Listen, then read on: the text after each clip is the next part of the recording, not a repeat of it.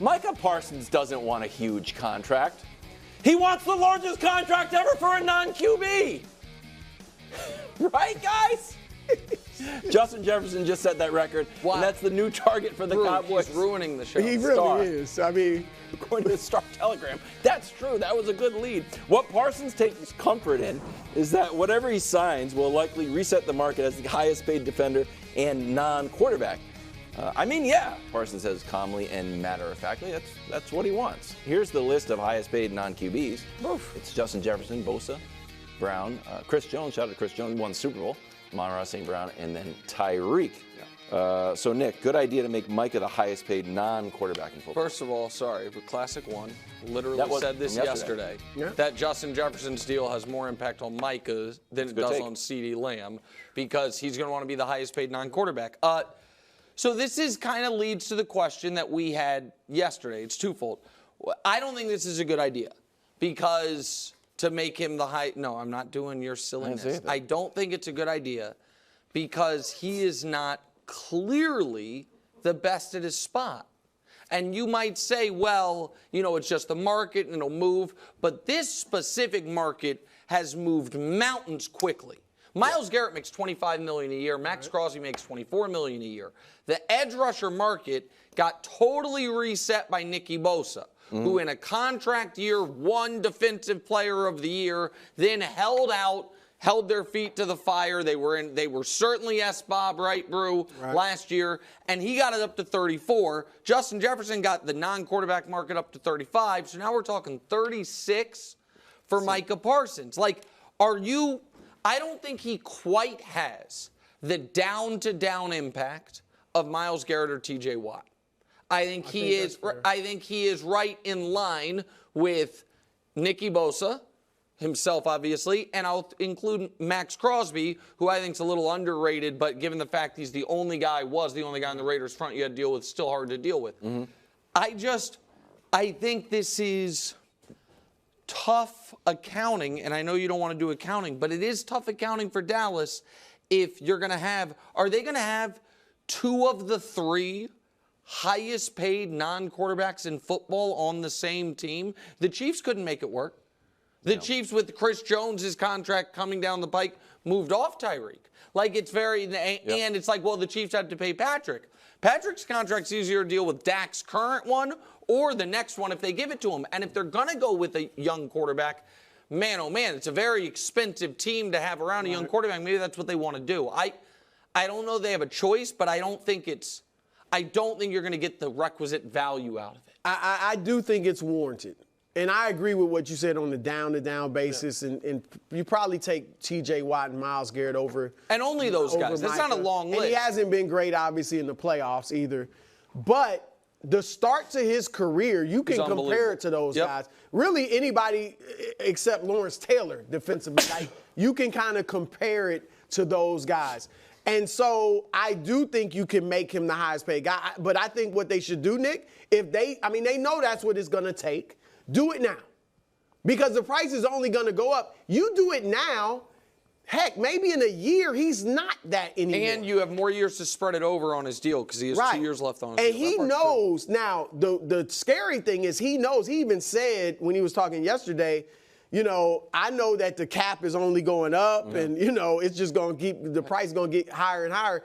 Heck, you might sign him now and then he decides like Tyreek, I want another deal because now I'm fourth highest paid non-quarterback. So I think if it's going to take this to keep Micah, you should do it now.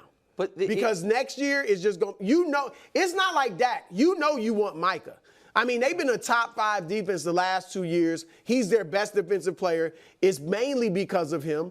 Before the previous 2 years, they had been a top 5 defense in terms of points allowed once in the last 12 years, in the previous 12 years. So he's made a huge impact defensively on that team. You need him. You're keeping him. Sign him now, and then when the cap rises, it won't be as punitive. Okay.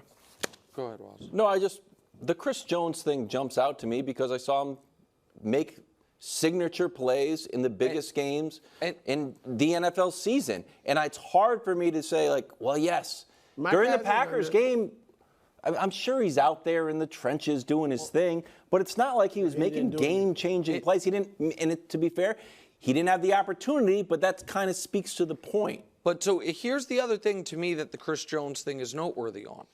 The Chiefs were not willing to give him that deal a year ago.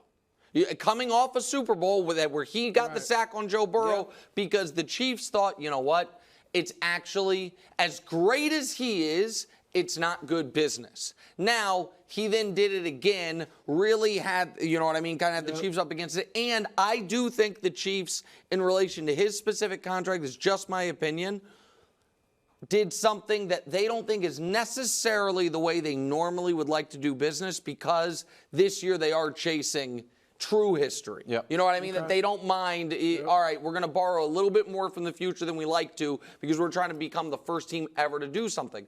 But I do think Chris Jones has at least equal and I think greater impact than Micah Parsons. And the Chiefs 1 year ago didn't want to pay him $32 million a year. I know the cap's gone up and the things have changed. He's older, too. So he is older, but it's also a shorter deal than Micah would get. So I think, I think the Chris Jones thing is noteworthy. And it's going to be a lot less than Micah gets. Right. With Micah's longtime defensive coordinator Dan Quinn now leading the Commanders, the Cowboys hired Mike Zimmer in February. And, Brew, I'm not sure if the new relationship is thriving. Brew, your reaction? I don't think this is a big deal, because not in Cowboys world, not in Jerry world. I mean, where your quarterback's not signed and might be playing his last year for you, where your coach is on a 1-year deal. Heck, Mike Zimmer is on a 1-year deal. You haven't signed your best wide receiver, CeeDee Lamb. So this is nothing, because Micah's staying. Like Mike Zimmer, we know he's a hardcore coach and he's going to coach him hard, but he's not going to rub Micah the wrong way, because Zimmer could be gone. Micah's not going anywhere. And I think this will be fine. I mean, they got plenty of time. Micah's right to figure out, he'll learn the defense. To me, this is more of a Mike Zimmer story than a Micah Parsons story. That's a good take. I think it's Mike Zimmer's job to create this relationship. You know what I mean? I think you're the older. You're older. You've won a. By the way, he was with the. He won one of the only people still in football that won a championship with the Cowboys in '95. He is new there. This is the best player on your team. Now, I understand Micah wasn't there for all of the offseason. But he was popping in. Right, but that's the number one priority. You would think that, so. I think that would talk to Micah Parsons. Talk to Micah Parsons, and because if you watch that whole interview, or at least further after later in that answer, he talks about like, hey, I have, my things I know I want to do. He has his things he knows he wants to do. I'm going to win some. He's going to win some. Like that, he's not wrong about that. And I know it's weird because Mike is, young and the other guy's the coach. But this is the best player on your team, who the team is at some point, as we discussed, going to make the highest paid defensive player in the history of the sport. That's the first priority, is that relationship and getting on the same page. And I don't put that on the player. I don't put that on Micah Parsons. I put that more on the coach. Invite him on the podcast. Well, that would be great. Mike Zimmer on Micah Parsons' podcast? That'd be great. Thanks for watching. Subscribe here to get more from the show and to check out clips from other shows on FS1.